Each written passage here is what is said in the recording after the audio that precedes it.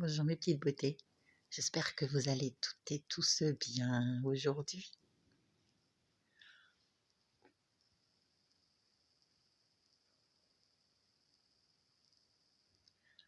Ce message s'adresse à toutes les personnes qui seront seules le jour de Noël. Je me rends compte autour de moi qu'aujourd'hui, les gens sont tellement malheureux qu'ils n'ont plus de sociabilité, où les gens, encore inconscients, font des choses, fêtent des fêtes, sans savoir ce qu'il y a derrière, en s'imposant des traditions qui au final ne les fait pas avancer. Je vois les personnes qui sont dans les milieux alcoolisés. Je vois qu'il n'y a aucune solidarité entre ces personnes.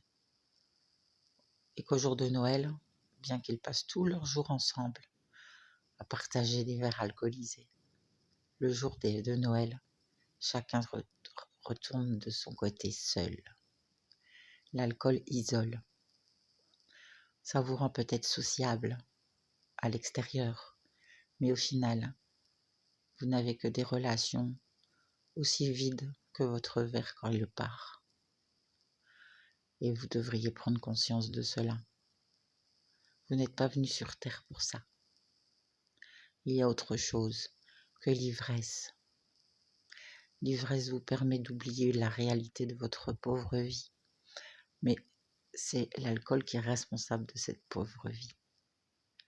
Donc l'alcool ne résout rien, mais arrêter l'alcool résoudra votre sociabilité, votre bonheur, votre équilibre, que ce soit avec vos amis ou votre famille.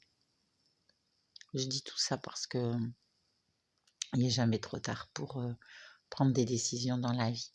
Je ne parle pas des résolutions de nouvelle année. Je crois que les résolutions, il faut les choisir avant pour pouvoir les lancer au moment où votre corps, votre tête et vos paroles sont alignés sur le fait de vouloir changer. Vous ne le faites pas pour quelqu'un, vous le faites pour vous. Il y a énormément de choses qui changent quand vous changez vous-même vos habitudes toxiques. Donc, c'est qu'un pas à faire. C'est même pas psychologique, c'est pas physique. C'est une réalité, une prise de conscience. Et il y a tellement de choses délicieuses sur Terre à la place de l'alcool que vous verrez vite que c'était vraiment un piège qui vous a été tendu, ce pauvre alcool, pour vous libérer la parole, vino veritas, pour libérer la parole, mais c'est l'alcool qui parle, ce n'est pas vous. D'où les conflits dans les milieux alcoolisés. Et puis, après, je vous laisse réfléchir sur la question. Bonne journée.